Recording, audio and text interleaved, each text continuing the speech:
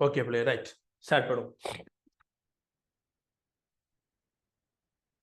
Right பிள்ளைகள், போன வகுப்புல ஓகே பிள்ளைகள், விரைவான பாடத்துக்கு போறேன். போன வகுப்புல முதலாவது பாடம் படிச்சு முடிச்சிட்டோம். செய்முறை புவியியல்ல பயன்படுத்தப்படுற டெக்னிக்குகள் 5 நுட்பங்களை பத்தி முதலாவது பாடம் படிச்சிட்டோம். இன்றைக்கு செய்முறை புவியியல்ல 2வது பாடம் ஸ்டார்ட் பண்ண போறோம். அந்த 2வது பாடம் படங்கள். படங்கள், மெப்ஸ். மெப் நமக்கு படங்கள்னு சொல்றதை விட மெப்புன்னு சொல்றது உங்களுக்கு ஈஸியா விளங்கி கொள்ளக்கூடிய மாதிரி இருக்கும். படங்களை விட இந்த மெப்புன்னு சொல்ற விடையும் உங்களுக்கு ஈஸியா விளங்கி கொள்றதுக்காக நான் மெப்புன்னு சொல்ற சொல் பயன்படுத்தி கொள்றேன், ஆங்கில சொல். பிள்ளைகள், இதுவரைக்கும் படத்தை பற்றிய சில விஷயங்கள் உங்களுக்கு தெரிஞ்சிருக்கும். யாரேனும் 2026 பிள்ளைகள் இந்த மெப்பை பத்தி இதுவரைக்கும் போன வகுப்புல படிச்ச விஷயத்திலிருந்து மெப்பை பத்தி என்ன சொல்ல முடியும்? இந்த மெப் என்னன்னு உங்களால சொல்ல முடியுமா?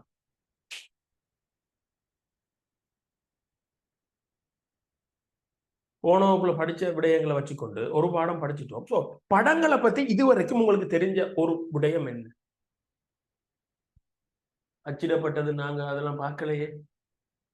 அச்சிடப்பட்ட ஓகே, நாங்க பார்த்தோம். வேற அச்சிடப்பட்டது வேற வேற வேற மிக முக்கியமான தரவுகள், தகவல்கள் மிகவும் பழமையானது, அப்படியா? வேற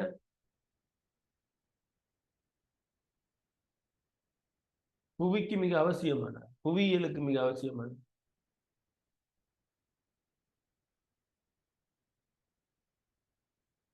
நீங்க சொல்றதெல்லாம் சரி பிள்ளைகள். ஆனா மிக சரியானது படிச்ச விஷயம் கேட்ட கேள்விகளை விட very good Kasna, very good. நீண்ட காலம் பிள்ளைகள், படம் ஒரு புவியியல் நுட்பம். இதுதான் நான் கேட்டேன். நாங்க படிக்காத விஷயங்கள் நாங்க கேட்கல, படிச்ச விஷயத்தை வச்சு கொண்டு சொன்னேன், கேட்டேன். படம் புவியியல்ல பயன்படுத்தப்படுற ஒரு டெக்னிக். புவியியல்ல 5 டெக்னிக் பயன்படுத்தப்படுதுன்னு போன வகுப்புல படிச்சோம். அந்த மெப், அடுத்தது வரைவுகள், அடுத்தது ஒளிப்படம், விமானப்படம், செய்மதி படிவம், அடுத்தது கணனி, அடுத்தது புள்ளி விவரவியல். இப்படி 5 நுட்பங்கள் ஜியோகிராபியில பயன்படுத்தப்படுது. அதுல ஒன்றுதான் படம். சோ படம் இதுவரைக்கும் உங்களுக்கு தெரிஞ்சிருக்க வேண்டியது இந்த மெப்பை பத்தி. ஜியோகிராபியில பயன்படுத்தப்படுற நுட்பங்கள்ல ஒன்றுதான் படம். சோ மத்தைய நுட்பங்களை விட மொத்தம் 5 நுட்பங்கள் ஜியோகிராபியில இருக்குதுன்னு படிச்சோம். அந்த 5 நுட்பங்களை விட இந்த படத்துக்கு, நாங்க இந்த படத்தை பத்தி ஒரு பாடம் தான் படிக்க போறோம், மெப்பை பத்தி படிக்க போறோம். இந்த படத்துக்கு ஸ்பெஷலான விஷயம் இருக்குது. இதுதான் நீங்க சொன்ன மாதிரி நீண்ட காலமாக புவியியல்ல பயன்படுத்தப்படுற நுட்பம்.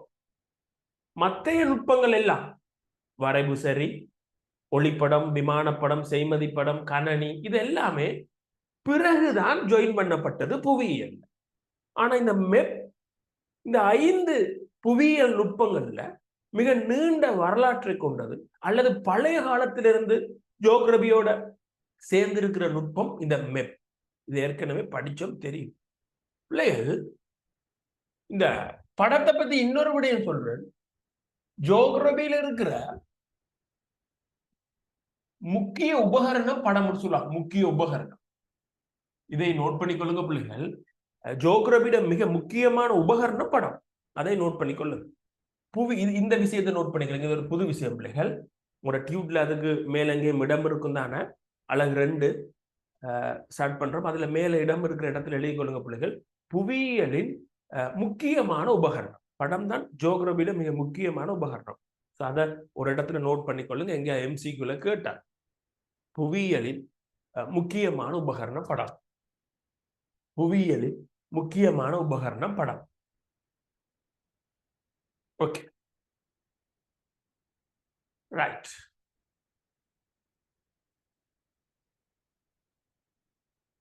இந்த படத்துல இன்னொரு பாயிண்ட் சொல்றேன். ஜியோகிராபில 2 வகையான தரவு இருக்கு. ஒன்று இடரீதியான டேட்டா, இன்னொன்று இதுல நமக்கு தெரியும் கால ரீதியான தரவு. சோ அடுத்த பாயிண்ட்ஸை நீங்க நோட் பண்ணி கொள்ளுங்க.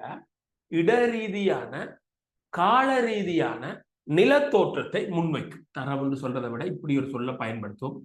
நிலத்தோற்றத்தை முன்வைக்கும். இதை நோட் பண்ணிக்கொள்ளுங்க பிள்ளைகள், இதை நோட் பண்ணிக்கொள்ளுங்க. இடரீதியான கால ரீதியான நிலத்தோற்றத்தை முன்வைக்கும் படம். இடரீதியான கால ரீதியான நிலத்தோற்றத்தை முன்வைக்க. ஓகே, இந்த 2 பாயிண்ட்ஸையும் நீங்க இது தெரிஞ்சதுதான் ஏற்கனவே. இது ரெண்டும் நாங்க போன வகுப்புல பார்த்த பாயிண்ட்ஸ். இந்த பாயிண்ட்ஸ் இப்ப புதுசா சொல்லி இருக்கு. இது ரெண்டும் இதை நீங்க நோட் பண்ணிக்கொள்ளுங்க. புவியியல்ற முக்கியமான உபகரணம் மெப் தான். அடுத்த இடரீதியான கால ரீதியான நிலத்தோற்றத்தை முன்வைக்கிற ஒரு சாதனம் மெப். இதை எப்படி போட்டுக்கொள்ளுங்க. இடரீதியான கால ரீதியான நிலத்தோற்றத்தை முன்வைக்கும் சாதனம் எம்சிக்குள்ள கேட்பாங்க. சோ உபகரணம் சாதனம் எல்லாம் மெப் தான் ஜியோகிராபில பயன்படுத்தப்படுற. ரைட், முக்கியமான உபகரணம் மெப். இடரீதியான கால ரீதியான நிலத்தோற்றத்தை முன்வைக்கும் சாதனம், அதையும் போட்டுக்கொள்ளுங்க. ரைட், இதை நீங்க ஆரம்பமா தெரிஞ்சுக்கொண்டு இப்ப ஜியோகிராபிக்காரருக்கு அட்வான்ஸ் லெவல் நமக்கு தெளிவா பிள்ளைகள் இந்த படம் என்னன்னு நம்ம கதைக்க வேண்டும். முதல்ல வடிவா மெப்பண்டா என்னன்னு வடிவா தெளிவா விளங்கி அதுக்கு விட சொல்ல தெரிஞ்சிருக்கணும். மெப்பண்டா என்னங்கிறது எங்களுக்கு வடிவா சொல்ல தெரிஞ்சிருக்கணும். மெப்பண்டா என்னங்கிறது எங்களுக்கு வடிவா சொல்ல தெரிஞ்சிருக்கணும் ஜியோகிராபிக்காரர் பிள்ளைகள். உங்களோட அழகு 2ல முதலாவது கேள்வி போடப்பட்டிருக்கு. படம் பிராக்கெட்டுக்குள்ள மெப்புண்டு போடப்பட்டிருக்குது. படம் என்பதனால் கருதப்படுவது யார்? படிவா கவனிங்க பிள்ளைகள். இது 2019ஆம் ஆண்டும் ஃபைனல் எக்ஸாமுக்கு கேட்டிருந்தாங்க. 2019 ஃபைனல் எக்ஸாமுக்கு கேட்கப்பட்டிருக்கு. அதே மாதிரி 2020 பழைய சிலபஸ்ல ஃபைனல் எக்ஸாமுக்கு கேட்கப்பட்ட. ஸோ 2020 2019 படமண்டா என்னன்னு 2 புள்ளிகளுக்கு கேட்கப்பட்டிருந்தது. ஸோ படமண்டா என்னன்னு சொல்ற விடையும் எங்களுக்கு 2 புள்ளிக்கு மேல எந்த இடத்திலையும் பயன்படாது. ஸோ மெப்பண்டா என்னன்னு ஒரு சரியான விளக்கம் நமக்கு இருக்கணும். சரியா வடிவா எழுத தெரிஞ்சிருக்கும். மெப்பண்டா என்னன்னு கேட்டால் 2 மார்க்ஸுக்கு 2 எடுக்கணும். 1.5 1 புள்ளியோ வர்ற மாதிரி இருக்கக்கூடாது. மெப்பண்டா ஒரு சரியான விஷயம் ஜியோகிராபிக்காரருக்கு தெரிஞ்சுக்கிட்டா. மெப்தான் எங்கட செய்முறை புவியியல்ல மிகப்பெரிய பகுதி. அந்த மெப்பை பத்தி படிப்போம். மெப்பை எப்படி வரைகிறது, நவீன காலத்துல லேட்டஸ்டான மெப் எப்படி வரைகிறதுன்னு சொல்லி பார்க்க போறோம். சோ முதல் விடயம் மெப்பண்டா என்னங்கிறத சரியா எங்களுக்கு எழுத வேணும். அதை முதல்ல விளங்கி போட்டு அதுக்கு பிறகு எழுதும். உண்மையிலே பிள்ளைகள் இதுல பார்த்தா பிள்ளைகள் 2019 சரி 2020 சரி ஃபைனல் எக்ஸாமுக்கு மெப்பண்டா என்ன, மெப்பங்கிறது படம், படமண்டா என்னன்னு கேள்வி வரும்போது அதுல வித்தியாசமான விடைகள் தான். பிள்ளைகள் ஸ்டக் ஆகுதா? பிரச்சனை இருக்குதா? அப்படி இருக்கா? ஸ்டக் ஆகுதா? எல்லாமே அப்படி இருக்கிறது இல்ல இல்ல தானே? இல்ல. Okay right. மோசமான கிளைமேட்டல் பிரச்சனை தானே. மோசமாக வந்தா சொல்லுங்க. அந்த இடி அந்த மழை வெள்ளத்துக்கே ஸ்டக் ஆகல நேட்டெல்லாம் வேணா. Okay right. ஓகே, நிறைய சின்ன ஒரு சேக் ஒன்று ஆகுன மாதிரி இருந்து அதான் பார்த்து. ரைட், ஓகே பிள்ளைகள் இருக்கட்டும். உடனே ஓமுன்னு போட்டுருவாங்க சின்ன ஸ்டக். இப்ப இல்ல, ஒரு சின்ன ஒரு ஸ்டக் ஆயிடுச்சு, அதனால தான் கேட்டேன். ரைட் பாப் இல்ல இப்ப. Okay right. Okay right. Okay பிள்ளைகள் ரைட். நாங்கள் வருவோம் விஷயத்துக்கு. ரைட் பிள்ளைகள், இந்த 2019ஆம் ஆண்டும் சரி 2020ஆம் ஆண்டும் சரி படமண்டா என்னன்னு அந்த ஸ்கீம்ல கொடுக்கப்பட்ட விடைகள்ல ஒரு சின்ன சின்ன வித்தியாசம் இருந்தது. உங்களுக்கு கைட்ல பாத்தீங்கன்னாலும் படமண்டா என்னன்னு சொல்லி ஒரு சரியான ஒன்று தந்திருப்பாங்க. பள்ளிக்கூடத்திலையும் கூட தருவாங்க, டியூஷன்கள்ல போனாலும் அங்கேயும் வரும். ஸோ படம்ங்கிறது உண்மையில மெப்பங்கிறது பிள்ளைகள் அது காலத்துக்கு காலம் மாறிச்சு. உங்களுக்கு தெரியணும், உலகத்துல முதல் வரையப்பட்ட படம், உலகத்துல முதல் வரையப்பட்ட படம் இன்னும் மியூசியத்துல வைக்கப்பட்டிருக்கு. அதாவது கிறிஸ்துவுக்கு முன்னுக்கு, நல்லா கவனிச்சு கொள்ளுங்க, கிறிஸ்துவுக்கு முன்னுக்கு 2800 ஆண்டு, கிட்டத்தட்ட இப்பையிலிருந்து படி பார்த்தால் 5000 வருஷத்துக்கு முன்னுக்கு, கிறிஸ்துவுக்கு முன் 2800. கிட்டத்தட்ட இன்றையிலிருந்து 5000 வருஷத்துக்கு முன்னுக்கு ஒரு வரையப்பட்ட மெப்பொண்டு கண்டுபிடிக்கப்பட்டு அது இன்னும் மியூசியத்துல வைக்கப்பட்டிருக்கு. மொசபத்தேமியா சொல்ற ஊர். மெப் எவ்வளவு பழையது பாருங்க, 5000 வருஷத்துக்கு முன்னுக்கு.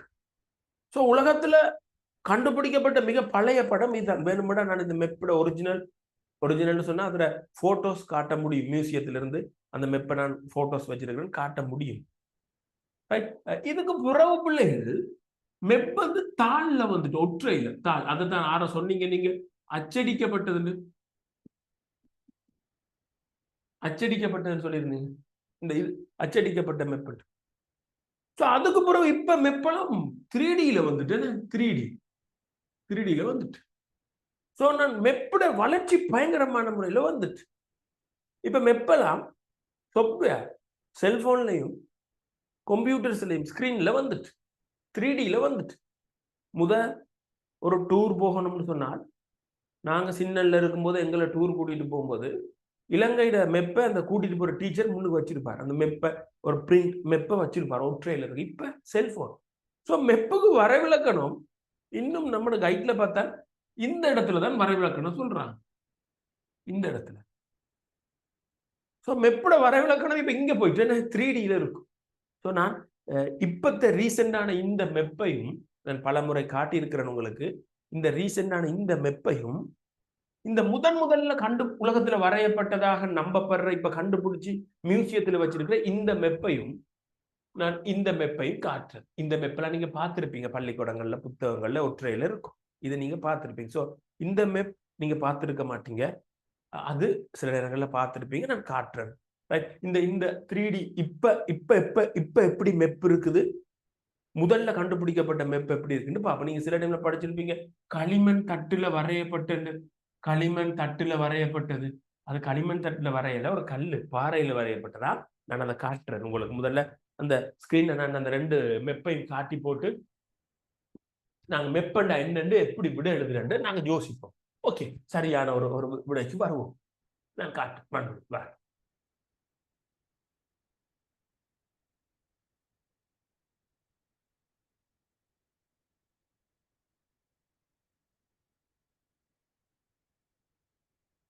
இதான் பிள்ளைகள் அந்த உலகத்துல முதல் வரையப்பட்ட மெப். நீங்க ஸ்கிரீன்ல பாக்குறீங்க, இதான் பிள்ளைகள் உலகத்துல முதல் வரையப்பட்ட மெப். ஒரு கல்லு, பாறை துண்டு, களிமண் தட்டுன்னு சொல்றாங்க. அது என்னமோ எனக்கு விளங்கல. இதான் உலகத்துல வரையப்பட்ட மெப். அது சிதஞ்சு போய் இருக்குது. அது ரோடுகள் எல்லாம் கீறிக்கிறாங்க. இந்த கீறிக்கிறாங்க பார்க்கலாம். அது வெடிச்சு போய் அது மியூசியத்துல இன்னும் வச்சிருக்கிறாங்க. இதான் உலகத்துல ஃபெஸ்ட் வரையப்பட்ட மெப். 10ஆம் ஆண்டு ஜியோகிராபி புத்தகத்துல இந்த படத்தை ஒரு இந்த ஷேப்ல வச்சிருப்பாங்க. இப்படி ஒரு ஷேப்ல இந்த 10ஆம் ஆண்டு ஜியோகிராபி புத்தகத்துல இப்படி ஒரு ஷேப்ல இந்த படம் இருக்கும். நீங்க 10ஆம் ஆண்டு ஜியோகிராபி புத்தகத்துல பார்க்கலாம். இப்படி இதை கீறிப்பாங்க. ஆனா இது ஒரிஜினல். நான் இதுல வேணும்டா காட்டலாம், தெரிஞ்சு கொள்ளுங்க. காட்டுறேன் நான். இந்த ஒரு ஆள் கையில வச்சு அதை சைஸை பார்க்கலாம். ஒரு ஆள் கையில பிடிச்சிருக்கிறாரு மேஸ் போட்டு. இந்த இது பாரம்பரியம் ஒன்று அழியாம வச்சிருக்கிறதுக்காக வச்சிருக்கிறான். ஒரு பாறை களிமண்ணா இது இல்லைன்னு. ரோடுகளுக்கு இருக்கிறாங்க, காணிகளுக்கு இருக்கிறாங்கன்னு. இதான் உலகத்துல முதல் வரையப்பட்ட மேப். நான் இதுல கொஞ்சம் டீப்பா பார்க்கலாம். இதான் உலகத்துல முதல் வரையப்பட்ட மேப். இதை டிஜிட்டேஷன் பண்ணி வச்சிருக்காங்க பாருங்க பிள்ளைகள். இந்த மெப்போட அர்த்தத்தை எப்படி கீறி இருக்கிறாங்க. இந்த மெப்போட அர்த்தத்தை சிவப்பு ரோடெல்லாம் நம்ம டாக்கள் இப்படித்தான் சொல்லி ஒரு கட் பண்ணல கீறி இருக்கிறாங்க. இதுதான் நான் அதுல ஒரிஜினல் காட்டுறேன். இதுதான் உலகத்துல முதல் வரையப்பட்ட மெப். ஒற்றையெல்லாம் கண்டுபிடிக்கிறதுக்கு முன்னு கல்லுல வரைஞ்சிருக்காங்க. இதுதான் உலகத்துல முதல் வரையப்பட்ட மெப். இந்த மெப்பை வச்சுக்கொண்டு இப்ப மெப்போட வரைவிலக்கணம் சொல்ல முடியாதுன்னு, பாறையில இருக்கும் அப்படின்னு சொல்ல முடியாதுன்னு. ஏன்னா இப்ப மெப் வித்தியாசமா போயிட்டு. இப்ப மெப் எப்படி இருக்கணும், இதான் உலகத்துல முதல் வரையப்பட்டதாக கண்டுபிடிக்கப்பட்ட மெப். இதுக்கும் பிறகு முன்னுக்கு வரைஞ்ச மெப் இன்னும் உலகத்துல கண்டுபிடிக்கப்படலை. தான் உலகத்துல பழமையான படம். இது மொசபத்தேமியா அந்த ஏரியாவை பாறையில கிண்டி வெட்டி தோண்டி கீறிக்கிறாங்க. இன்னும் மியூசியத்துல இருக்குது. இப்ப மெப் எப்படி வந்துட்டுன்னு பார்ப்போம். இது 5000 வருஷத்துக்கு முன்னுக்கு வரையப்பட்ட மெப். இப்ப எப்படி மெப்னு சொல்லி காட்டுறேன். இப்ப மெப்ப பாருங்க. இது பழைய மெப். இப்ப மெப் நாங்க நினைச்சு பார்க்க முடியாத அளவு இப்ப மெப் வந்திருக்கு. காட்டுறேன். இப்பத்தே மெப்ப காட்டுறேன்.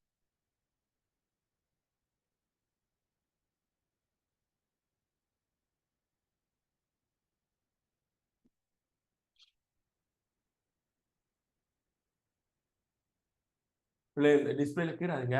ஓகே, தெரியாம இருந்தாலும் இதுல இது ஒரு இப்பத்தே மெப் பிள்ளைகள். இப்ப பாருங்க, நான் ஒரு சிட்டி ஒன்றை நான் உங்களுக்கு நான் சர்ச் பண்ணி விடுறேன். அந்த சிட்டி எப்படி இருக்குன்னு பாருங்க. டோக்கியோ, உலகத்துல சனம் கூட இருக்கிற டோக்கியோ சிட்டியை நாங்க சர்ச் பண்ணுவோம். ஜப்பான்ல இருக்கிற டோக்கியோ சிட்டி. இது பாருங்க, இப்ப எப்படி மெப் வரும் பாருங்க. பாறையில வரைஞ்ச மெப் வந்து இப்ப எப்படி போயிட்டு பாருங்க. இப்ப பாருங்க,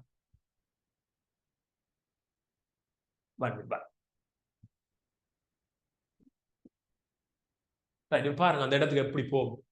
டோக்கியோ டவுனுக்கு அந்த மெப்பே நம்மளை கொண்டே விடும். டோக்கியோ டவுனுக்கு எப்படி போறது. இப்பதே மெப்ப பாருங்க பிள்ளைகள் எப்படி இருக்கு. களிமண்ல வரைஞ்ச மெப்போட பரிணாமத்தை பாருங்க. நான் உங்களுக்கு காட்டிக்கொள்றேன் பாருங்க. அந்த மெப்ப டோக்கியோ டவுன் மைய பகுதியை காட்டு.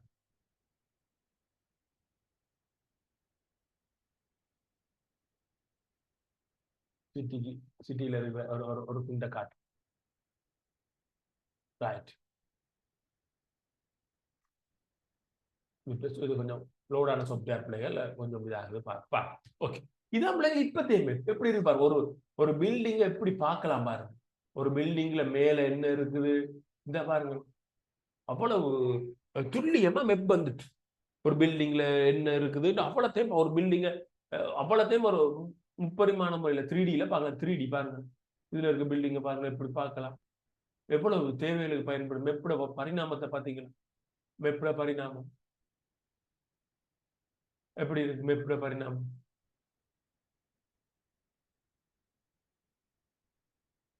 எல்லா இடத்தையும் பார்க்கலாம். அமேசான் காடையும் இப்படி பார்க்கலாம் பாருங்க. எவ்வளவு துல்லியமா மெப் இருக்கு பாருங்க.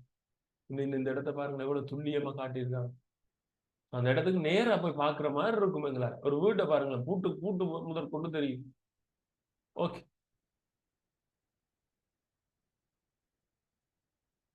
இப்ப விஷயத்துக்கு வரும்.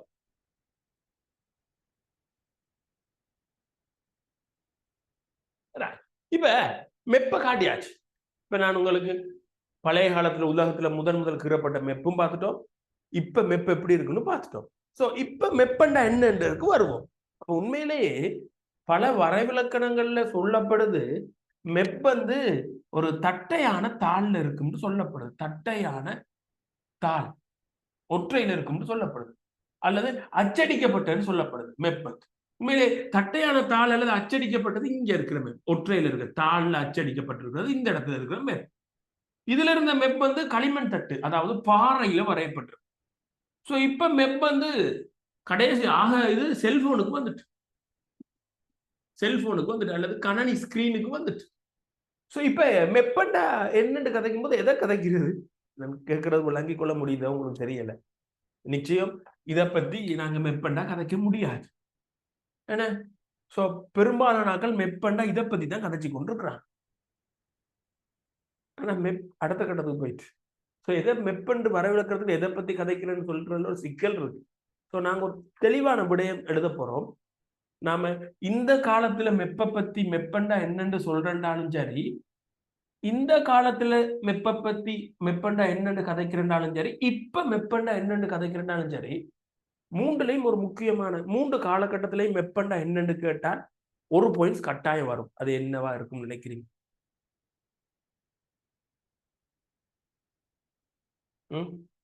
மூன்றுலையும் ஒரு மூன்று எந்த காலத்துக்கு மெப்ப பத்தி எந்த காலத்துல இருக்கிற ஆள்கிட்ட கேட்டாலும் மெப்ப பத்தி என்னன்னு சொல்லும் போது ஒரு விடயம் பொருத்தமா இருக்கும்.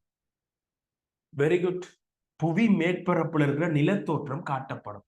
புவி மேற்பரப்பு நிலத்தோற்றம் காட்டப்படும். நாங்க படிச்சோம் 2 வகையான நிலத்தோற்றம் இருக்குது.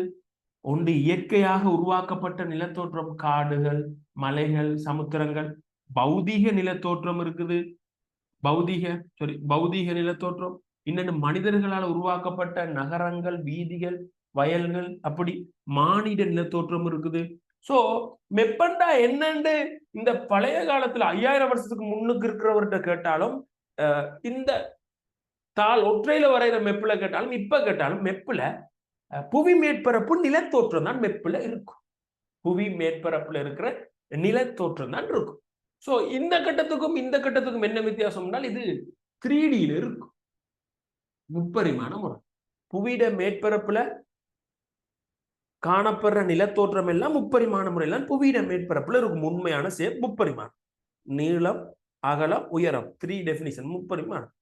ஆனா ஒற்றையில தாள்ல கீறும்போது இருபரிமாணம். நீளமும் அகலம் தான் வரும், உயரம் அகலம் இருக்காது. ஆனா இந்த கட்டத்துல மெப்ல 3D வந்துட்டு, இது 2D.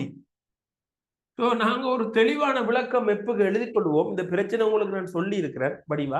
ரைட், மெப்பண்டா என்னன்னு பொதுவான விடயம் எழுதி கொள்வோம். ஸோ நாங்க அடுத்த படிக்க போற பாடம் நவீன மெப்பண்டா என்னன்னு. ஸோ அது ஸ்பெசிபிக்கா நவீன மெப்பண்டா என்னன்னு கேட்கும்போது டிஜிட்டல் 3D மெப்பண்டை பத்தி அதை பத்தி படிப்போம். ஸோ பொதுவா மெப்பண்டா என்னன்னு விட எழுதும் போது என்னன்னு அதை நான் சொல்லிக் கொள்றேன், அதை எழுதி கொள்ளுங்க வடிவா. ரைட், ஓகே, எழுதி கொள்வோம். 2 பாயிண்ட்ஸ் எழுத போறோம். வெவ்வேறான நிறங்கள், வெவ்வேறான அந்த மெப்பண்டா என்னங்கிறத வடிவா எழுதி கொள்ளுங்க. இந்த விடைய பாடமாக்கி எழுதணும் பிள்ளைகள். வெவ்வேறான நிறங்கள், இந்த பாடம் நோட்ஸ் எழுதித்தான் வேணுமா? வெவ்வேறான நிறங்கள், முதலாவது பாயிண்ட்ஸ். வெவ்வேறான நிறங்கள்,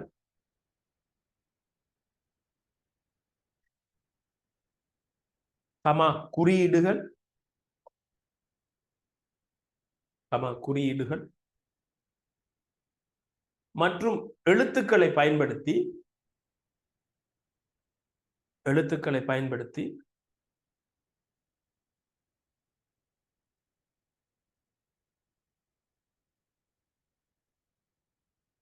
புவி மேற்பரப்பில்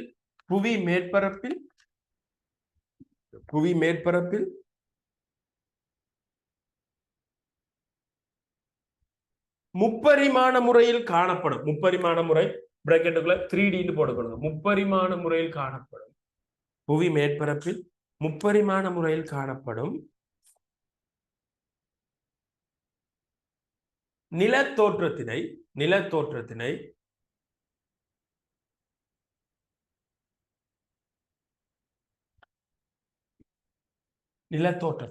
இரு பரிமாண முறையில் 2D பிராக்கெட்டுக்குள்ள, இரு பரிமாண முறையில் பிராக்கெட்டுக்குள்ள 2D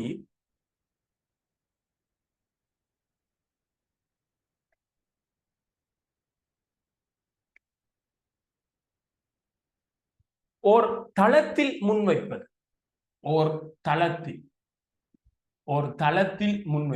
ஒரு ஒற்றையில கீறுறது அல்லது ஒரு கணனியில இருக்கும். ஒரு தளத்தில் முன்வைப்பது.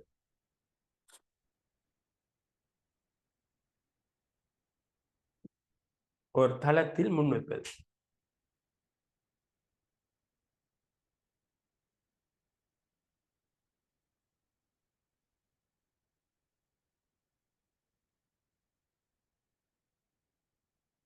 திரும்ப சொல்றேன் பிள்ளைகள், அந்த பாயிண்ட்ஸ் செக் பண்ணிக்கொள்ளுங்க. வெவ்வேறான நிறங்கள், குறியீடுகள் மற்றும் எழுத்துக்களை பயன்படுத்தி புவி மேற்பரப்பில் முப்பரிமாண முறையில் காணப்படும் நிலத்தோற்றங்களை இருபரிமாண முறையில் ஓர் தளத்தில் முன்வைப்பது. இடம் இருக்கும், ஒரு வரி விடாம அடுத்த பாயிண்ட்ஸ் எழுதி கொள்ளுங்க. இன்னொரு பாயிண்ட்ஸ், படங்களின் தொழிற்பாடு அதை உள்ளடக்குவோமாம். படங்களின் தொழிற்பாடு,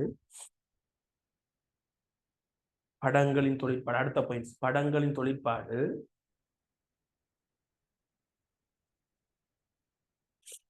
குறியீடுகள்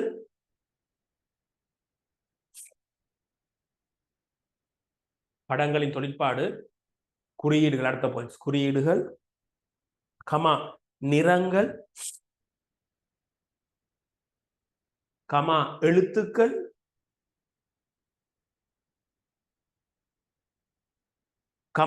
இலக்கங்கள் மூலம்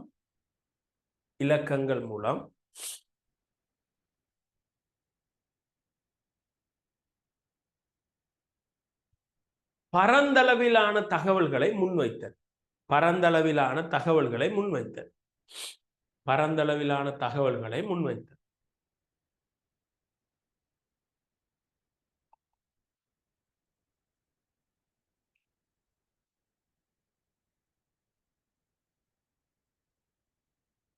அந்த இரண்டாவது பாயிண்ட்ஸை திருப்பி வாசிக்கிறேன். இரண்டாவது பாயிண்ட்ஸை, படங்களின் தொழிற்பாடு குறியீடுகள், நிறங்கள், எழுத்துக்கள், இலக்கங்கள் மூலம் பரந்தளவான தகவல்களை முன்வைத்தல். ஓகே, இரண்டாவது கேள்விக்கு போய்க்கொள்ளும் பிள்ளைகள். படங்களின் பிரதான இரு வகை. எங்கட பாடத்துல மிக முக்கியமானது இதான். இந்த நாங்க படிக்க போற பாடத்துல மிக முக்கியமான பகுதி படத்திற வகையை பத்தி படிக்கிறது. படங்கள்ற வகையை பத்தி படிக்கிறதா டைப் ஆஃப் மெம். படத்திற வகையை பத்தி படிக்கிறது தான் எங்கட மெயின். இந்த பாடத்திற மெயின், இந்த இரண்டாவது அழகிட மெயின் படத்திற வகையை பத்தி படிக்கிறது. படத்திற வகைப்பாட பத்தி படிக்கிறது. படங்கள் எல்லாத்தையும் ரெண்டு வகைக்குள்ள உள்ளடக்கலாம். ரெண்டு வகையான படம் இருக்கு, எப்படி சொன்னாலும் சரி. ரெண்டு வகையான படம் இருக்குன்னு சொன்னாலும் சரி,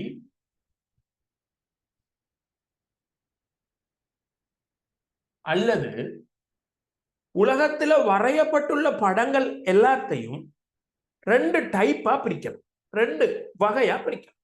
சோ படங்கள்ற வகை ரெண்டு. இதான் இந்த பாடம். ரெண்டு வகையான படங்களை பத்தி படிக்க போறோம். பாடத்தை படிக்க விளங்கிக் கொள்ளணும். முதலாவது கருப்பொருள் படம்னு சொல்லுவாங்க. கருப்பொருள் படம்,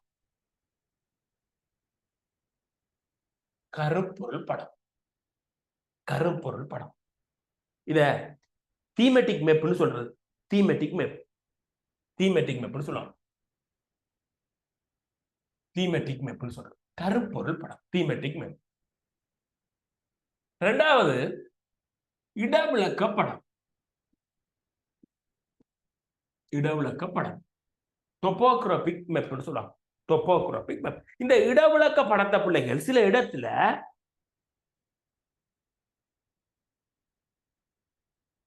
இந்த இடவிளக்க படத்தை பிள்ளைகள் சில இடத்துல கைட்ல தரை தோற்ற படம் போட்டு, தரை தோற்ற படம் போட்டு.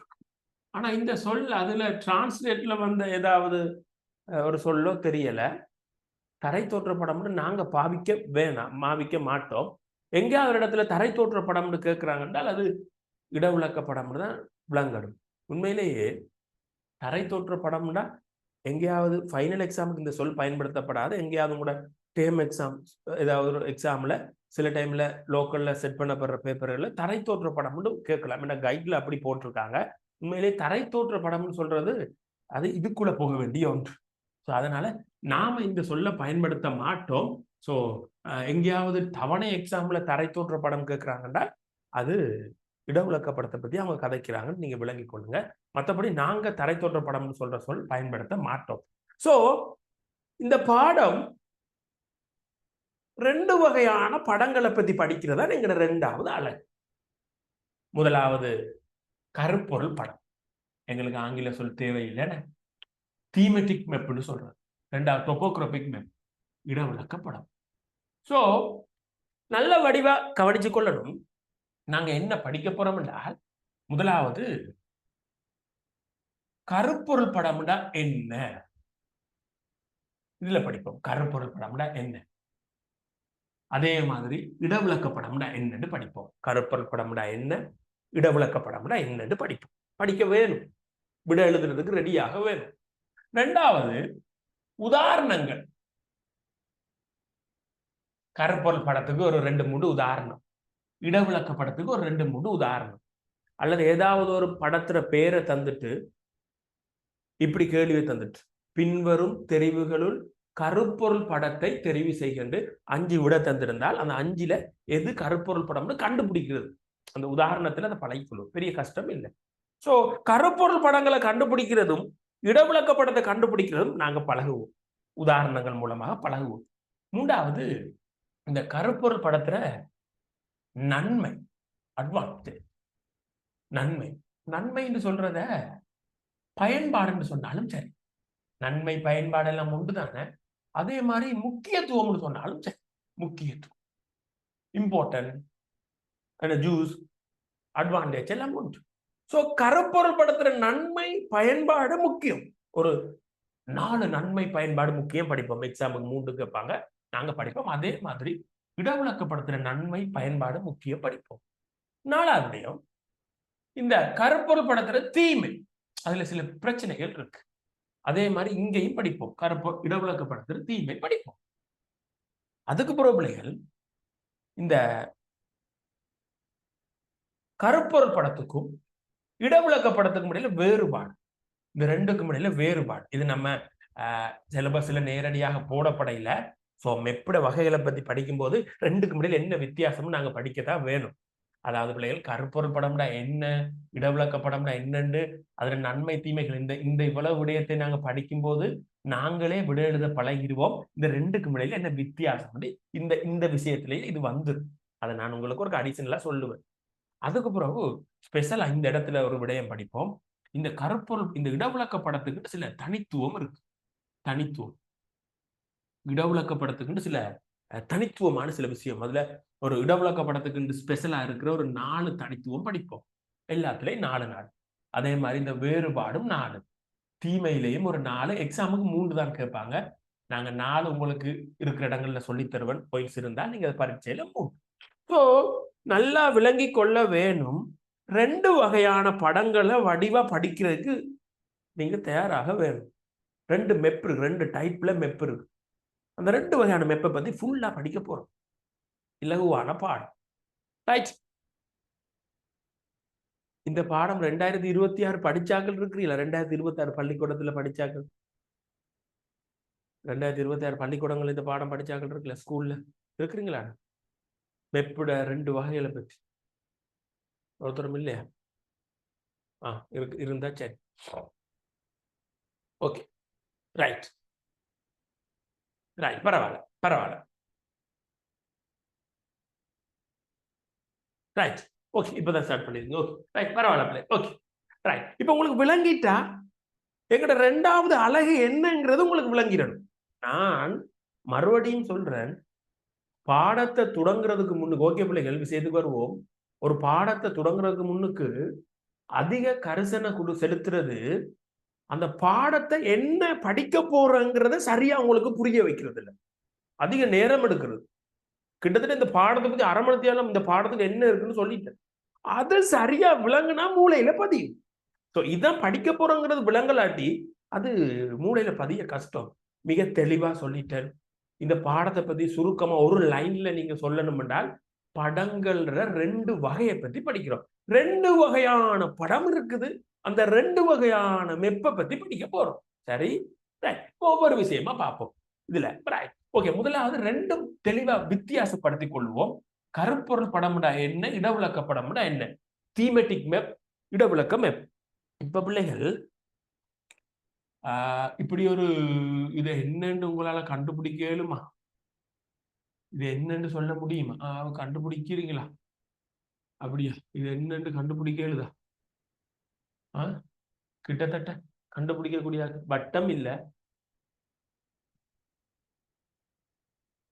Very good. முட்டை முட்டை முட்டை முட்டைடா. இத 2ஆ வெட்டுனா இப்படி இருக்கும்டா. இது cross section, குறுக்கு பக்க பார்வை இப்படி இருக்கும். முட்டைடா. முட்டை ஆம்லெட். முட்டை முட்டை முட்டை முட்டை.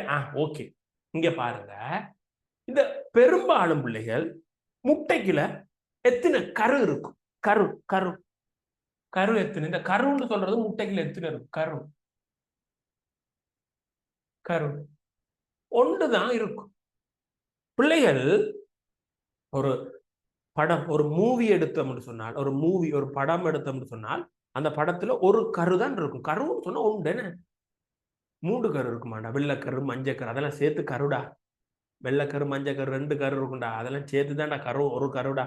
இப்ப சில நேரங்களில் தாயிட வயிற்றுல 2 கரு, 3 கரு, 5 கரு, 6 கரு சில அமேசிங்கா உருவாகும். அது இயற்கைக்கு மாறானது. ஸோ கருவுங்கிறது பிள்ளைகள் ஒண்ட குறிக்கிறதான் கரு. கருன்னு சொல்றது ஒண்ட குறிக்கிறது. கருண்டா ஒன்று, அதுல அர்த்தமே ஒன்று. இப்ப இந்த இடத்துல ஏன் கருன்னு சொல்ற சொல் பயன்படுத்தப்பட்டிருக்கு? கருமெப். பிள்ளைகள் இப்ப இதுல நல்லா விளங்கி கொள்ள வேணும். இந்த புவி மேற்பரப்பு இருக்குல்ல, புவியிட மேற்பரப்பு.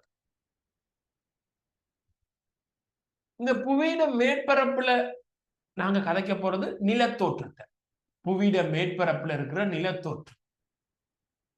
ரைட். இந்த புவியிட மேற்பரப்புல இருக்கிற நிலத்தோற்றத்தை ரெண்டா பிரிக்கிறோம் நாங்க. என்ன மனிதர்களால் உருவாக்கப்பட்ட நிலத்தோற்றம் இருக்கு, அதை நாங்க மானிட நிலத்தோற்றம் சொல்றோம். மானிட நிலத்தோற்றம், மனிதர்களால் உருவாக்கப்பட்ட நிலத்தோற்றத்தை மானிட நிலத்தோற்றம் சொல்றோம். மனிதரால உருவாக்கப்படாத நிலத்தோற்றம், இயற்கையிலேயே உருவான நிலத்தோற்றத்தை பௌதிக நிலத்தோற்றம் நாங்க சொல்றோம். இதுக்கு சில உதாரணம் சொல்றேன். காடு, சமுத்திரம், நதி, நிறைய இருக்கு, மலைத்தொடர் எல்லாம். இதுக்கு உதாரணம் சொல்லணும்னு சொன்னா வயல், தேயிலை பயிர்ச்செய்கை நிலம், தேயிலை, வீதிகள், குடியிருப்பு, குளம். குளம் ஒரு மனிதரால் உருவாக்கப்பட்ட, மனிதர் தான் பள்ளம் தோண்டி அணை கட்டி குளம் அமைக்கிறார். குளம் மனிதரால் உருவாக்கப்பட்டது. சோ இப்ப கருப்பொருள் படம் என்றால் என்னன்னு சொன்னா, ஒரு இடத்துல, புவியிட மேற்பரப்புல ஏதோ ஒரு இடத்துல ஒரு நிலத்தோற்றத்தை, அந்த இடத்துல அல்லது நிலத்தோற்றத்தில் இருக்கிற, நிலத்தோற்றத்துல பௌதிக 2 நிலத்தோற்றம் இருக்கும், அதுல ஏதாவது ஒன்றை மட்டும் செலக்ட் பண்ணி அந்த மெப்புல காட்டுனால், கீறினால் அது கருப்பொருள் படம். காடை மட்டும், அல்லது நதியை மட்டும், அல்லது வீதியை மட்டும், அல்லது வயலை மட்டும், புவி மேற்பரப்புல இருக்கிற நிலத்தோற்றத்துல காணப்படுற ஏதாவது ஒரு விடயத்தை, ஏதாவது ஒண்ட ஸ்பெஷலா, ஏதாவது ஒண்ட, அந்த ஒண்ட தெரிவு செஞ்சு அதை ஒரு படத்துல உருவாக்குனால் அது கருப்பொருள் படம். மறுபடி சொல்றேன், நாங்க விட எழுதுவோம். மறுபடி சொல்றேன், கருப்பொருள் படம் என்றாடா புவியிட மேற்பரப்புல பல நிலத்தோற்றம் இருக்கு. அதை 2 டைப்பா சொல்றோம். மனிதர் உருவாக்குற நிலத்தோற்றம், மானிட நிலத்தோற்றம். இயற்கையாக உருவாகி இருக்கிற நிலத்தோற்றம், பௌதிக நிலத்தோற்றம். சோ இந்த பௌதிக நிலத்தோற்றம் சரி, மானிட நிலத்தோற்றம் சரி, இதுல நிறைய நிலத்தோற்றங்கள் இருக்கு. அந்த புவியிட மேற்பரப்புல இருக்கிற அதிகமான பல வகையான நிலத்தோற்றத்துல ஏதாவது ஒன்றை ஸ்பெஷலா எடுத்து அதை மெப்புல கீறினால் அது கருப்பொருள் படம். ஒரு விசேட ஒரு நிலத்தோற்றத்தை மட்டும் கீறுறது. உதாரணம், வீதி படம். வீதி படம் என்று சொல்றது ஒரு கருப்பொருள் படம். அந்த வீதி படத்தை எடுத்தால் அதுல காடுகளை பார்க்க முடியாது, ஏன்னா அதுல வீதி மட்டும்தான் வரையப்பட்டிருக்கும். அடுத்தது குளங்களின் பரம்பல். இப்படி ஒரு படம் எடுப்போம், குளங்களின் பரம்பல். குளங்களின் பரம்பல் சொல்றது ஒரு கருப்பொருள் படம். அதுல ரோட போய் பார்க்கணும்னா இருக்காது, ஏன்னா அந்த படம் ஸ்பெஷலா உருவாக்கப்பட்டது குளத்தை மட்டும் வடிவா கீறி காட்டுறதுக்காக. அதுல ரோடு இருக்காது.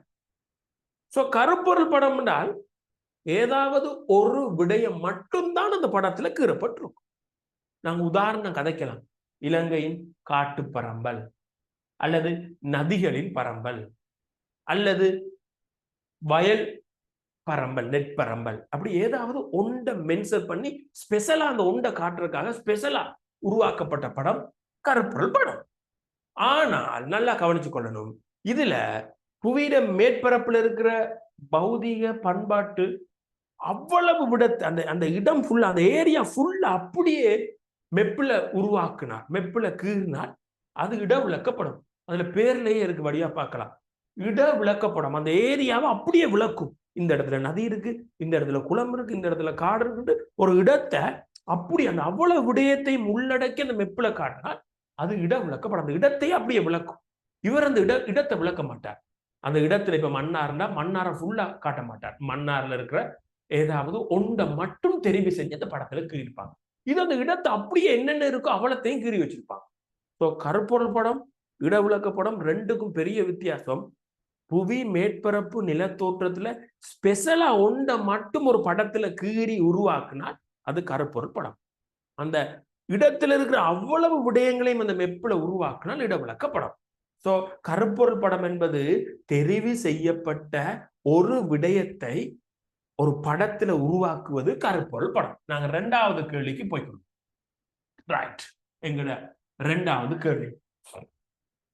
படங்களின் பிரதான இரு வகைகளை குறிப்பிடுக. இரண்டாவது கேள்வி. ஒன்று கருப்பொருள் படம், இரண்டாவது இடவிளக்க படம்.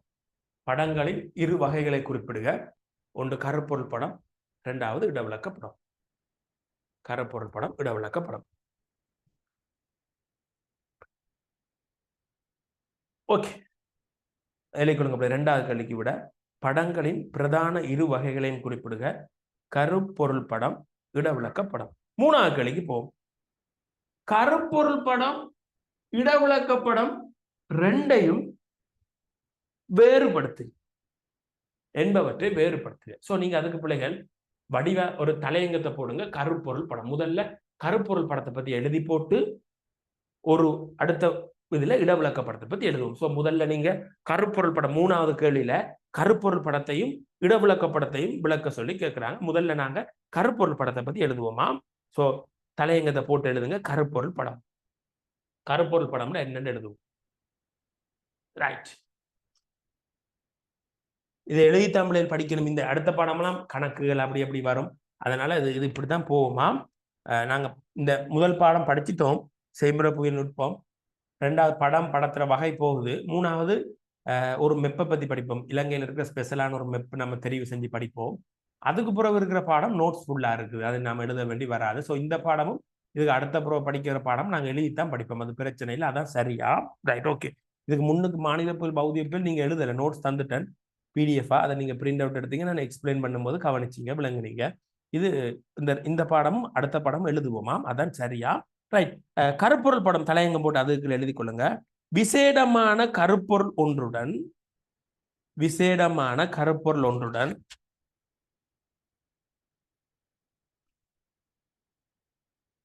விசேடமான கருப்பொருள் ஒன்றுடன் விசேடமான கருப்பொருள் ஒன்றுடன் தொடர்பான தகவல்களை தெரிந்தெடுத்து, விசேடமான கருப்பொருள் ஒன்றுடன் தொடர்பான தகவலை தெரிந்தெடுத்து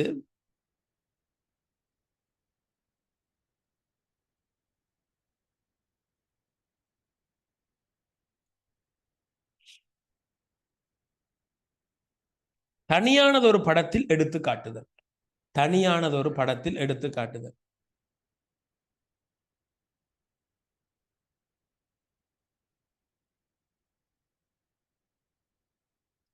மறுபடியும் அதை சொல்றேன். கருப்பொருள் படம் தலையங்கம் போட்டு அதுக்கு எழுதி கொள்ளுங்க. விசேடமான கருப்பொருள் ஒன்றுடன் தொடர்பான தகவலை தெரிந்தெடுத்து, விசேடமான கருப்பொருள் ஒன்றுடன் தொடர்பான தகவலை தெரிந்தெடுத்து தனியானதொரு படத்தில் எடுத்து காட்டுதல். இதான் கருப்பொருள் படம். கருப்பொருள் படம்னா என்னன்னா இதான். விசேடமான கருப்பொருள் ஒன்றுடன் தொடர்பான தகவலை தெரிந்தெடுத்து தனியானதொரு படத்தில் எடுத்து காட்டுதல். பிள்ளைகள் அடுத்த வரியில உதாரணம் எழுதுங்க. உதாரணம் எழுதும்போது நான் சொல்லியிருக்கிறேன், கருப்பு பேனால விட எழுதுறீங்கன்னா நீல கலர் பயன்படுத்துங்க. 2 உதாரணம் சொல்றேன், 2 உதாரணத்தை எழுதி கொள்ளுங்க. எப்பயுமே பிள்ளைகள் 2 மார்க்ஸுக்கு ஏதாவது என்பதனால் கருதப்படுவது யாது என்றால் என்னென்று கேட்டால் ஒரு விஷயத்தை விளக்கிட்டு எங்களால் உதாரணம் எழுத முடியும், உதாரணம் இருக்குன்றால் உதாரணத்தை அடுத்த வரையில் எழுதணும். என்ன ஓகே, நாங்கள் அது பேப்பர் கிளாஸில் செய்யும்போது பார்ப்போம், ஃபர்ஸ்ட் டைம் செய்யும்போது. ரைட், இதுக்கு உதாரணம் சொல்றேன். இலங்கையின் தரை தோற்ற அம்சம். இலங்கையின் தரை தோற்ற அம்சம். இலங்கையின் தரை தோற்ற அம்சம். அந்த படத்துல போய் குளங்களை பார்க்க முடியாது. ஏன்னா அந்த படத்துல மலை, குன்று, சமவெளி அதுகள் தான் இருக்கும். தரை சம்பந்தப்பட்ட விடயம் தான் இருக்கும். அந்த படத்துல போய் ரோட பார்க்க முடியாது. தரைக்குண்டு ஸ்பெஷலா அதை மட்டுமே ஒரு மெப்புல வரைஞ்சிருந்தால் தான் அது கருப்பொருள் படம். அப்போ உதாரணம், இலங்கையின் தரை தோற்ற அம்சம். இன்னொரு உதாரணம் சொல்றேன், இலங்கையின் வடிகால் அமைப்பு. அந்த படத்துல நதி மட்டும்தான் இருக்கும். இலங்கையின் வடிகால் அமைப்பு.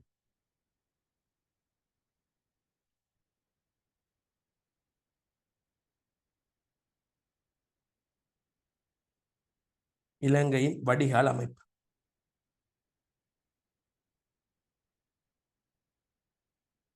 சோ அடுத்தது இடவிளக்கப்படம் தலையங்க போடுங்க. 3வது கேள்வியில இடவிளக்கப்படம்.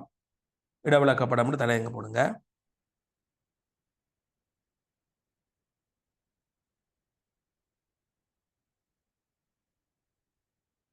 சொல்றார், இடவிளக்கப்பட தலையங்க போட்டுட்டு, புவி மேற்பரப்பில்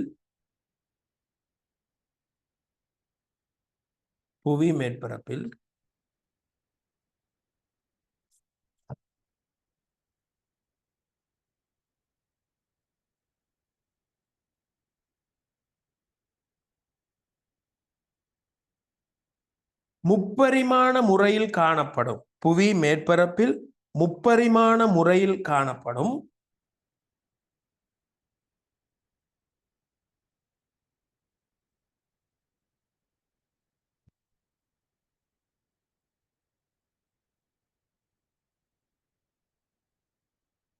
பௌதிக மானிட நிலத்தோற்றங்களை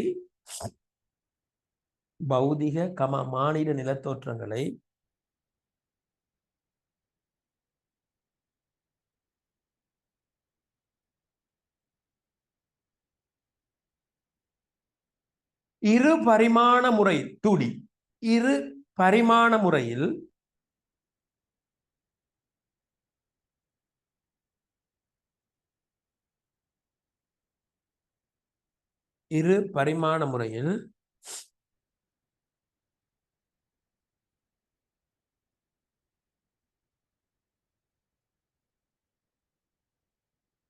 நிறங்கள்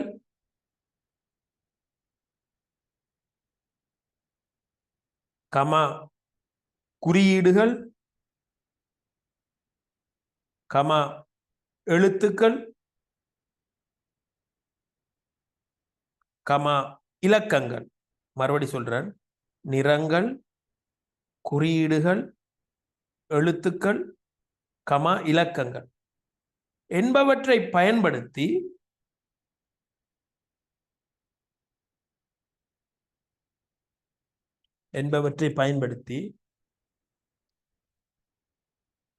பொருத்தமான அளவு திட்டத்தில்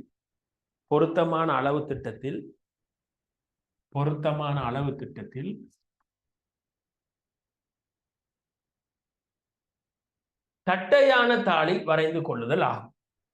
பொருத்தமான அளவு திட்டத்தை பயன்படுத்தி தட்டையான தாளில் வரைந்து கொள்ளுதல் ஆகும். இடவிளக்கப்படம் தட்டையான ஒரு தாள் தான் இருக்கும். தட்டையான தாளில் வரைந்து கொள்ளுதல் ஆகும்.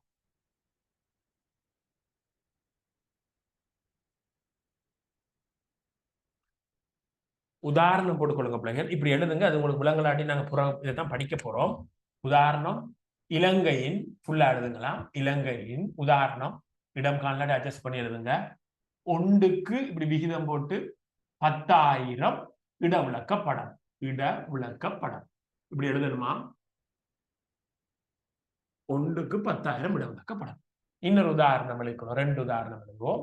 இன்னொரு உதாரணம் இலங்கையின் ஒன்றுக்கு 50,000 இடவிளக்கப்படம். 2 உதாரணம். இலங்கையின் ஒன்றுக்கு 10,000 இடவிளக்கப்படம். இன்னொரு உதாரணம் இலங்கையின் ஒன்றுக்கு 50,000 இடவிளக்கப்படம். இந்த இடவிளக்கப்படங்கள் எல்லாம் இப்படி ஒரு நம்பரோட தான் வரும். அதை வச்சுக்கொண்டு கண்டுபிடிக்கலாம் அது இடவிளக்கப்படம். அல்லது பின்னால இடவிளக்கப்படம் எழுதுவாங்க. அவ்வளவு ஈஸியா தான் வரும்.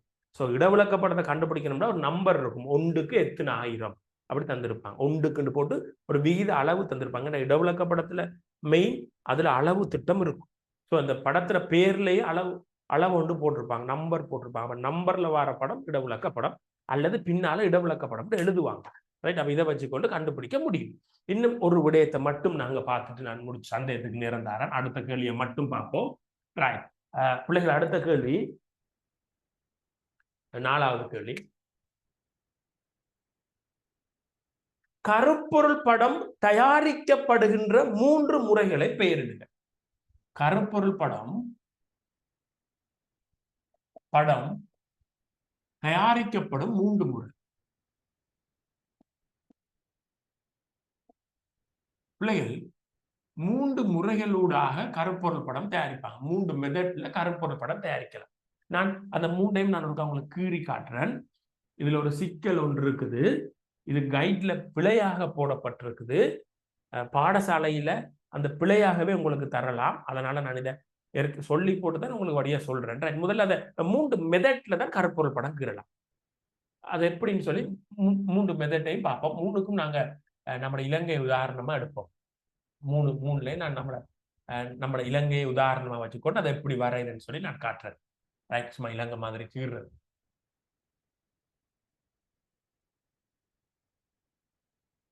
Okay, right.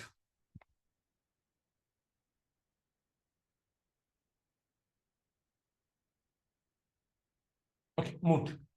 ரைட். இப்ப கருப்பொருள் படம் என்றால் ஏதோ ஒரு விடயம் மட்டும்தான் காட்டப்படும். இந்த படத்துல காடையும் காட்டி குளத்தையும் காட்டி வீதியையும் காட்ட முடியாது. கருப்பொருள் படம்னா காடுண்டா காடு, குளம்ண்டா குளம், அப்படிதான் காட்டும். இப்ப நம்மட நாட்டுல கருப்பொருள் படத்துக்கு முதலாவது உதாரணம் நான் கீறி காட்டுறேன். நம்மட நாட்டுல சனத்தொகை பரம்பலை கீறுவோம். இதெல்லாம் 13ஆம் ஆண்டுல இந்த படங்கள் கீறுவோம், கீறி பழகுவோம். சனத்தொகை பரம்பல், சனத்தொகை பரம்பல். ரைட், இதை கீறி காட்டு 1 மினிட் பிள்ளைகள்.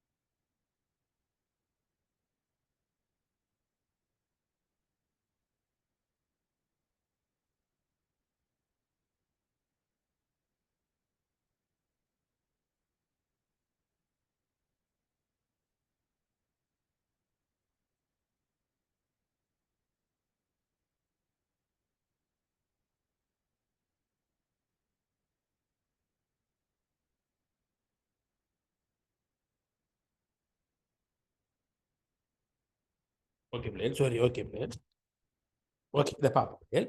ரைட் பிள்ளைகள், கருப்பொருள் படம் வரைகிற 3 முறை.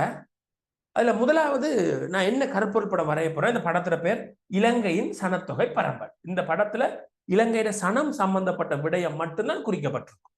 ரைட். இப்ப இந்த படம் கருப்பொருள் படம் வரையப்படுகின்ற முதலாவது முறை, அதோட பேர் நான் ஒன்றும் சொல்லல. அந்த முறையை நான் உங்களுக்கு காட்டுறேன், அதுக்கு பிறகு நாங்க பேர் வைப்போம். இந்த முதலாவது கருப்பொருள் படம் வரையப்படுற அந்த முறையில அது சில இலங்கை அந்த நிர்வாக பிரிவுகள் பிரிக்கப்பட்டிருக்கும். கொழும்பு, களுத்துறை, கம்பகா, இப்படி பிரிக்கப்பட்ட, சும்மா அப்படி பிரிச்சுக்கான இப்படி பிரிக்கப்பட்டிருக்கும். 13ஆம் ஆண்டுல நாங்க இந்த படத்தை வரைஞ்சி பழகுவோம். நான் சும்மா இருக்கிற நம்மளைகள் இப்படி மாவட்டமோ மாகாணமோ ஒரு நிர்வாக பிரிவு இருக்கும். இதுல அதிகம் இந்த இந்த இந்த நுட்பத்துல பயன்படுத்தப்படுறது பிள்ளைகள் கலர் பயன்படுத்துவாங்க. கலர், இதுல கலரை பயன்படுத்தி தான் இந்த இந்த சனத்திர பரம்பல் காட்டப்படும். எப்படின்னா இதுல இப்படி உதாரணம் ஒன்று சொல்றேன். சனம் சைவர்ல இருந்து அடர்த்தி வைப்போம். சைவர்ல இருந்து 50 பேர் வரைக்கும் இருக்கிற மாவட்டத்துக்கு அந்த இடத்த ஒரு பிளாங்கா விடுவாங்க. ஒரு வெள்ளை கலர் அடிக்கப்பட்டிருக்கும், லைட் கலர். ரைட். பிறகு 50ல இருந்து 100 பேர் வரைக்கும் இருக்கிற இடத்துக்கு ஒரு லைட் லைட் ரோஸ் கலர் அடிக்கப்பட்டிருக்கும். அல்லது நாங்கள் இப்படி போடுவோம். ரைட். அடுத்தது 100ல இருந்து ஒரு 200 பேர் வரைக்கும் இருக்கிற இடத்துக்கு கொஞ்சம் சிவப்பு கலர் கொஞ்சம் டார்க்கா அடிக்கப்பட்டிருக்கும். இது ஒரு டெக்னிக்கா ஒரு படம் விளங்கும் உங்களுக்கு. ரைட். அது கொஞ்சம் நான் இப்படி கீறுறேன். அடுத்தது 200க்கு மேல சனம் அடர்த்தியா இருக்கிற ஒரு ஸ்கொயர் கிலோமீட்டருக்கு 200க்கு மேல சனம் இருந்தால் அந்த இடத்த கடும் சிகப்பு, ஃபுல்லா சிகப்பு, கடும் சிகப்புல கொடுத்துருக்காங்க. இப்படி ஒரு லெஜெண்ட ஒன்று போட்டு ஒரு குறியீடுகள் விளக்கங்களோட போட்டுட்டு இப்ப கீறி இருப்பாங்க. இப்ப கொழும்புல சனம் மிக அதிகமான அடர்த்தி 200க்கு மேல. அப்ப கொழும்பு ஃபுல்லா கடும் சிகப்பு கடல்ல அடிக்கப்பட்டிருக்கும். இப்படி கலர் அடிச்சுட்டு இந்த ஒரு நுட்பம் கலர் அடிச்சு கீறு. கம்பகாவும் சனம் அடர்த்தி கூட, கம்பகாவும் களுத்துறை. இப்ப கம்பகாவுக்கும் இப்படி அடிக்கப்பட்டிருக்கும். ரைட். அடுத்தது முல்லைத்தீவுல சனம் குறைவு, மன்னார் முல்லைத்தீவுல சனம் குறைவு. அப்ப அந்த இடம் வெள்ளையா விடப்பட்டிருக்கும். அடுத்தது இந்த இடத்துல சனம் மத்திய அளவுல இருக்கு, அதுக்கு இப்படி அடிக்கப்பட்டிருக்கும். சோ இப்படி ஒரு கலரை பயன்படுத்தி ஒரு விஷயத்தை முன்வைக்கிறது. இது ஒரு டெக்னிக். கலரை பயன்படுத்தி அந்த இடத்துல கடும் கலர் அடிக்கப்பட்டிருந்தால், அந்த கடும் கலர் இருந்தால் அந்த இடத்துல சனம் அல்லது அந்த விடயம் அதிகமாக இருக்குன்னு அர்த்தம். சனம் மட்டும் இல்ல, காடுகள் காட்டலாம், வேற எல்லா விடயங்களும் காட்டலாம். சோ ஒரு கடும் நிறம் தீட்டப்பட்டிருந்த அந்த லெஜெண்டை பார்க்கும்போது விளங்கும் அந்த இடத்துல அந்த படத்துல காட்டப்பட்டபடியே கணக்கு இருக்குன்னு அர்த்தம். சோ இது ஒரு நுட்பம். கலர் அடிச்சு கடும் கலர்ண்டா அதிகமாக இருக்கு, கொஞ்சம் கலர்ண்டா குறைவாக இருக்கு. அப்படி ஒரு கலரை தீட்டி அந்த ஒரு எடுத்த கரு ஒன்றுதான், சனத்திர பரம்பல் தான் இந்த இடத்துல கரு, அதை முன்வைக்கிற இது ஒரு நுட்பம். கலர் அடிச்சு அந்த விடயத்தை முன்வைக்கிற விடயம். இன்னொன்று இப்படி இருக்கும் பிள்ளைகள். இப்ப உதாரணமா இன்னொன்று இருக்கும். இப்ப இப்படி இருக்கின்ற இலங்கையில மழை வீழ்ச்சி பரம்பல் பார்த்தோம்னா இந்த இடத்துல 5000 மில்லிமீட்டர் மழை பெய்யும். இந்த இடத்துல 5000 மில்லிமீட்டர் மழை பெய்யும். இந்த இடத்துல 5000 மில்லிமீட்டர் போடுறது, கிட்டத்தட்ட போடுறது. அடுத்தது இந்த இடத்துல 3000 மில்லிமீட்டர், இந்த இடத்துலயும் 3000 மில்லிமீட்டர், இந்த இடத்துல 3000, இந்த இடத்துல 3000, இந்த இடத்துல 3000, இந்த இடத்துல 1000க்கு குறைவான மழை, இந்த இடத்துல மன்னார் பகுதியிலும் 1000க்கு குறைவான மழை. இப்ப இதுல எண்கள் போடப்பட்டிருக்கு, நம்பர் போடப்பட்டிருக்கு. எண், இந்த எண்ணு சொல்ற விடயத்தை நம்பர் ஆங்கிலத்துல சொல்றத தமிழ்ல பல சொற்கள் சொல்லுவாங்க. நம்பர்ஸ் சொல்லி ஆங்கிலத்துல சொல்றத எண்ணு சொல்லுவாங்க தமிழ்ல, அல்லது இலக்கம்னு சொல்லுவாங்க, இலக்கம், அல்லது கணியம்னு சொல்லுவாங்க. கணியம்ன்றாலும் நம்பர்ஸ், கணியம், எண், இலக்கம் அதெல்லாம் நம்பர்ஸ் தான் குறிக்கும். ஆங்கிலத்தில் நம்பர்ன்னு சொல்றத எண், இலக்கம், கணியம் எல்லாமே குறிக்கப்படும். இப்ப பிள்ளைங்கள், இப்ப இலங்கையில மலைய இந்த படத்துல காட்ட போறோம். இலங்கையில மலை வீழ்ச்சி பரம்பல். சோ இதுல காட்ட போற விஷயம் இலங்கையில மலை வீழ்ச்சி பரம்பலை காட்ட போறோம். மலை வீழ்ச்சி, இங்க சனத்தை பத்தி காட்டணும், இங்க மலை வீழ்ச்சி பரம்பலை காட்ட போறோம்.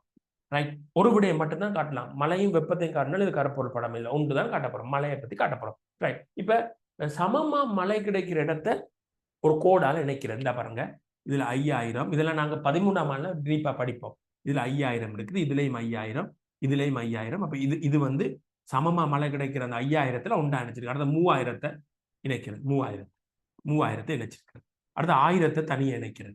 இந்த இருக்கு, இதுல இருக்க 1000த்தை தனியா இணைக்கிறது. சோ இப்படி கோடு இந்த இடத்துல ஒரு சனம்னு சொல்ற ஒரு விடயத்தை முன்வைக்கிறதுக்கு இந்த முதலாவது இடத்துல பயன்படுத்தப்பட்டது கலர் அடிச்சு காட்டியிருந்தாங்க.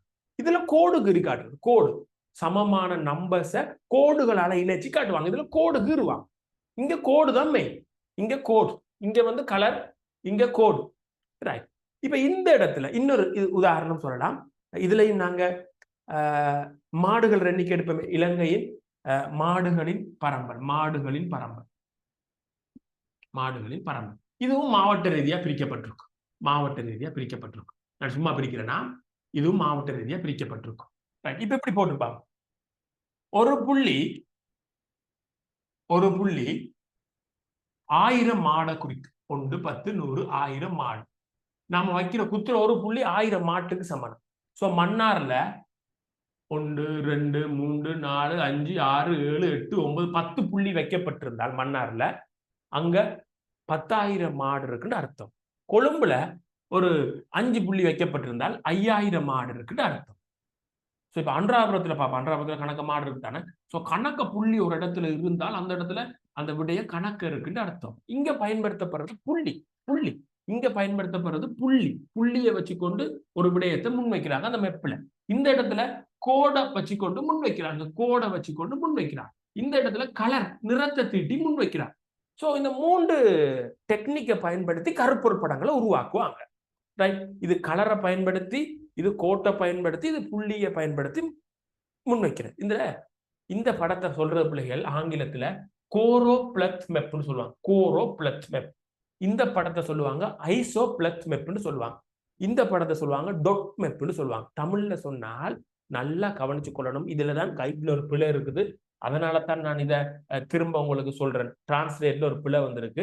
கைட்ல இந்த படத்துக்கு பேர் இப்படி போட்டிருக்கிறாங்க, நிலப்படம்னு போட்டிருப்பாங்க. பள்ளிக்கூடத்திலேயே உங்களுக்கு அப்படித்தான் படிச்சு தருவாங்க, நிலப்படம். அந்த இதுக்கு பேர் கோரோப்ளத் ஆங்கிலத்தில். இதை நிலப்படம்னு படிச்சு தருவாங்க. கருப்பொருள் படம் தயாரிக்கப்படுகின்ற முதலாவது நுட்ப முறை நிலப்படம்னு பள்ளிக்கூடத்துல சில நேரம் சொல்லி தரலாம். இது பிள்ளைகள். நிலப்படம் சொல்றது ஒன்று இல்லை. ஆங்கிலத்தில் இருந்த அந்த கோரோப்ளத்தை டிரான்ஸ்லேட் பண்ணும்போது இது நிலப்படம்னு வந்துட்டு. சோ இதுக்கு சரியான படம் நாங்க 13ஆம் ஆண்டுல படிப்போம். இதுக்கு சரியான பேர் இடக்கணிய படம். இதன் சரி, இடக்கணிய படம். இடக்கணிய படம். அப்ப முதலாவது கருப்பொருள் படம் வரையப்படுகின்ற நுட்பம் இடக்கணிய படம். நிலப்படம் பள்ளிக்கூடத்திலேயோ எங்கேயோ தந்தால் அதை அவங்க திருத்தி கொள்ளலைன்னு அர்த்தம். அதனால தெளிவா மறுபடியும் சொல்றேன். 2வது போட்டிருப்பாங்க. இந்த 2வது இருக்கிற இந்த படத்தை உங்களுக்கு பாடசாலைகள்ல அல்லது சில இடத்துல இப்படி தரலாம், சம உயர கோட்டு படம்னு தருவாங்க. சம உயர கோட்டு படம்னு தருவாங்க. சம உயர கோட்டு படம்னு சில நேரங்கள் உங்களுக்கு பாடசாலைகள்ல தந்தா இது வராது. இது பிழை. சம உயர கோட்டு படம் வராது. இதுக்கு வர வேண்டியது சம கணிய படம். சமமான எண்களை இணைச்சு கீழ்ற படம் தான் இருக்கு. எண், இலக்கம், கணியம். சோ இதுல சரியான சொல் சம கணிய படம். சம கணிய படம். சோ 2வது முறை சமகணிய படம். அந்த டொட் மேப் எந்த பிரச்சனையும் இல்லையா, சரியா தான் கைட்ல போடப்பட்டிருக்கு. புள்ளி படம். தயவு செய்து மறுபடி சொல்றேன். நாங்க பாக்குறோம் 4வது கேள்வி, கருப்பொருள் படங்கள் தயாரிக்கப்படுகின்ற 3 நுட்ப முறை. ஒன்றுக்கு 2 எழுதி கொள்ளுங்க. ஒன்று இடக்கணிய படம். இதான் இடக்கணிய படம். இடக்கணிய படம். ஒன்று இடக்கணிய படம். இடக்கணிய படம். பள்ளிக்கூடத்துல சில நேரம் நிலப்படம் தந்தால் அது பிழை. அவங்களோட விவாதிக்க வேணாம். அவங்க அதை அப்டேட் பண்ண இல்லைன்னு அர்த்தம். தாராக்கள். ரைட். 2வது பள்ளிக்கூடங்களில் சம உயர கோட்டு படம் சொல்லுவாங்க. அது இல்ல, சம கணிய படம். இதுக்குள்ள ஒரு டைப் தான் சம கோட்டு படம். சம உயரக்கோடு, சம ஆழக்கோடு, சம மலைக்கோடு, சம அமுக்க கோடு, இப்படி இதுக்குள்ள இருக்கிற நிறைய டைப் இருக்கு. அதுல ஒன்றுதான் சம உயரக்கோடு. அது மாறி வந்துட்டு அது பிழை. சரியானது சம கணிய படம். 3வது புள்ளி படம். சோ 3 விட கருப்பொருள் படங்கள் 3 முறையில தயாரிக்கப்படும். 1 இடக்கணிய படம், 2 சமக்கணிய படம், 3வது புள்ளி படம். பிள்ளைகள், நான் இனி வார காலங்கள்ல ஒரு 10-15 நிமிஷம் உங்களோட வகுப்பை கூட எடுக்கிறதுக்கு முயற்சி பண்றேன். பார்ப்போம். ரைட். ஏதாவது சந்தேகம் இதுகள் இருந்தால் நீங்க கேட்கலாம் பிள்ளைகள். நான் மிக மெதுவாத்தான் போறேன் பிள்ளைகள். அதனால இன்னொரு 10 நிமிஷம் இது மிக முக்கியம். அவசர